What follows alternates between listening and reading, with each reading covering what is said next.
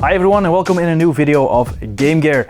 As gamers we love to sit behind the screen for hours and hours and preferably in a room that is just slightly darker so our RGB pops out nicely. Sadly, this also means that it's not the best for our eyes, as we all know.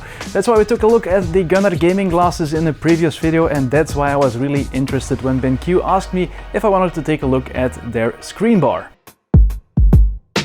That is exactly what we're going to do in this video. We're going to take a look at this special desk light that you can just put on top of the monitor. We're going to see if it's useful for us gamers or if it's just more interesting if you are working at home, which of course is a hot topic these days as well. So first things first, what exactly is this thing? Well, basically it is a LED light. Of course, when you look at a LED light, it's very important that it is flicker free. So the problem with usually those cheaper LED lights is that they work at a frequency that becomes irritating for your eyes. Just think about those old TL lights. They keep on flickering, which is incredibly irritating. So that's why you need one that has enough hertz in there so you have enough refreshes so that the light isn't irritating for you at all. So what exactly is the Screenbar e-reading lamp? Well, basically, as the name itself says, it is a lamp that you can put on the top of your monitor, and it is a LED light, so it helps illuminate the room exactly the way it should. There has been some research that 500 lux is the perfect light intensity for your eyes, and definitely when you're behind a computer for 5 hours or more, and we gamers, of course, we're gaming for 5 hours or more, it is important that you maintain this light temperature or light intensity, because this will minimize the effect and the eye strain that you'll have when you're sitting behind a computer for that long. Of course, there are many LED lights on the market and one is a lot cheaper than the other. Now, why is there such a big price difference? Well, first of all, there are a bunch of features that can be integrated which will pump up the price. But of course, the LED lights themselves are very important. So you need enough LED lights on the LED bar if you want to have the right intensity. On top of that, they have to be strong enough, and additionally, the refresh rate, if I can call it that way, has to be fast enough, because otherwise you get that flickering image and that is just more irritating and definitely not helpful. Additionally, this light is not one setting that should fit all. You can really adjust it to your needs. It even has an auto dim function, but basically you can have the different settings just the way you like it. You just keep pushing the brightness button and put it up to a brightness level that is perfect for you and your environment. Last but not least, and I think we as gamers don't really care that much about it, but if you're working behind a PC and you like a more cozy environment, you don't want to have those bright lights, you don't want to sit in the kitchen, for example, when working, then this light can definitely help to illuminate everything on your desk. So for example, if you're working on a document or you want to read something out of a magazine and then work on whatever you're working, then this light will illuminate everything in front of your screen. So your keyboard, it's about 70 centimeters wide and then 30-40 centimeters in depth. So it's a decent surface that will be illuminated perfectly, and it will try to adjust to that 500 lux light intensity. Now that we know what we can expect, it is time to take a look at the product itself. So the contents of the box is pretty simple because the product itself is pretty easy to install. So you have a USB-C cable that is included. Of course, you can use any USB-C cable that you like, but this one is definitely long enough for the regular setup. It's also good to know that you can use a power bank if you want. So if you're a content creator, you can actually use this lamp not just to illuminate your desk, but maybe to illuminate whatever you are filming. Then we have the monitor mount, if I can call it that way. It's definitely a solid weighted mount, and it has a little rubber pad so you don't damage the screen. It should fit on any screen. I don't know how well it will fit on a very curved monitor, but I think if you have a slightly curved monitor, there shouldn't be any issues. Maybe not unimportant, if you get a really thin bezel, it will slightly go over your screen, I think. But again, there's a rubber pad in the front as well, so it shouldn't damage it. It's about, I think the plastic here is 0.5 centimeter. So yeah, if you got a really thin bezel, it might cover your screen just a little. Keep that in mind. Next is the Screenbar itself. It's good to know there are two editions. So we have the normal one. We have the functions built into the Screenbar, into the LED light itself. And then there's also a Pro version, which is about 30 euros more expensive, and it has an external controller. So you got the same functions that we have on this one, but then you have it like a little remote controller rather than have it integrated into the lamp itself. The material feels pretty solid, aluminum casing. Then we have a touch interface here at the top. And then, as I said, the handle itself, there's a heavy weight in there. We got rubber pads, and the rest is just high quality PVC plastic. In front of the LED, it feels like they put a plastic cover, so it's not glass, so you shouldn't be worried to break any glass or anything.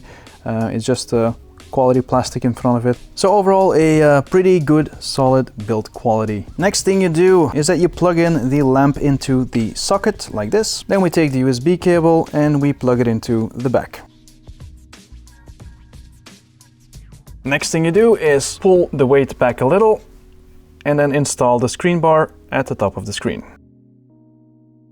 You can adjust the angle a little bit as the clamp is pretty flexible. You can even turn this screen bar, the lamp, a little bit also, but you have to make sure that it shines directly downward so it is not shining on your screen, because that will beat the purpose of having no reflection. As you can see, the installation is pretty easy. The only thing you have to do now is plug in the USB cable. You can plug it into a power bank, you can plug it into your PC, or you can plug it into the side of your monitor, because a lot of those high-end monitors have USB ports as well. Also good to know that the USB is just for power, nothing else. You don't have to install any software. All the functions are on the top of the screen bar. So going from left to right, what do we find on the interface, if I can call it that way? First of all, we have the dim button. With this button you can manually dim or brighten the light. You do have to cycle all the way up and all the way down, so it's not like a slider bar, so you have to go to maximum brightness or to the lowest brightness and then all the way back. So maybe in the beginning it might take some time to find the right setting. Thankfully, the screen bar has a built-in memory, so even if you turn it off and you turn it on again, of course it will remember the original setting, else it would be a really pain in the ass to readjust it every time. Next thing you'll find is the color temperature. So you can choose between either cold light, which is overall being seen as more energetic light, which can be used in the daylight if you really want to do some key focusing on your work. And then at night you can choose for a slightly warmer light, especially when the rest of the room is not that much illuminated, so darker, then you prefer that warmer light. So you can go from 6400, which is pretty cold, to 2400, which is definitely a lot warmer, and it will give you that more yellow feel, while that 6400, 6500 gives you more that blue light. Then when we move over to the other side, we have the auto dim function.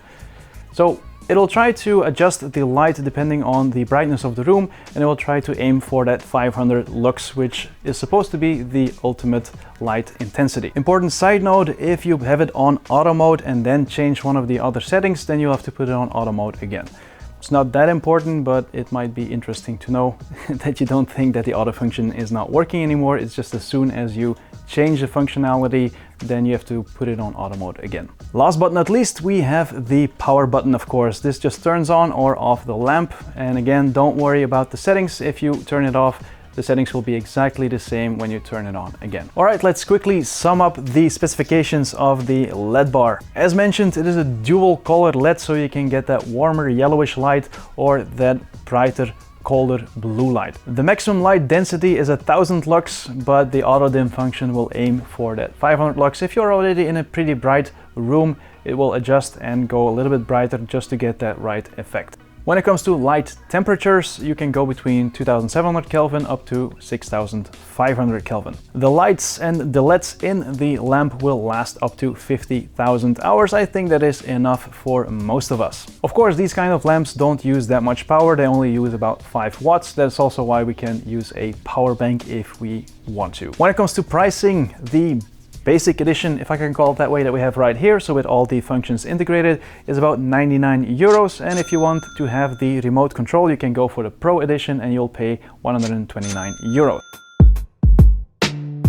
So what's my conclusion for the screen bar? I think it's a nice product, of course. It is definitely not cheap, 99 euros for a desk lamp. There are definitely other options out there, but you gotta take a look at what exactly you're gonna use it for, how much space you have on your desk, and how important your eyes are. So if you're spending a lot of hours behind your computer and you already have a feeling that you're irritated by the eye strain caused by your screen, and you already tried a few things, of course the first and most important thing you have to do is take a break every 2 hours. But if you're forced to be behind the computer or you just want to finish that last level, then it can definitely be interesting to take a look at a solution like this. I also think if you're a content creator, this is definitely also worth taking a look at, because usually when you're streaming, you're in a pretty dark room because you want to have that background lighting light up, and then you definitely want to have everything else illuminated correctly. And I think the Screenbar can definitely help with this. And we take a look at the different lamps out there that you can use for streaming setups. They're definitely not cheap as well, so I think when you look at that pricing, then the 99 euros is definitely acceptable. Of course, it is not your classic streaming setup lamp, but it can be a nice addition to the whole setup, I think. But if you are playing only a few hours a day and you are playing in a well-lit room, then this product, of course, is not a product for you. If you are behind the computer for hours and hours, and definitely if you are working in a darker room, then I think this product is definitely a nice addition. It will remove a lot of eye strain. This way you can work a lot more pleasantly for a longer period of time. That's it for this video. I hope you enjoyed it. Please don't forget to give this video a like, subscribe, and post a comment so we can help and grow this channel together. If you got any questions, don't hesitate, post a comment and I'll get back to you as soon as possible. Thank you for watching, and I'll see you guys in the next one.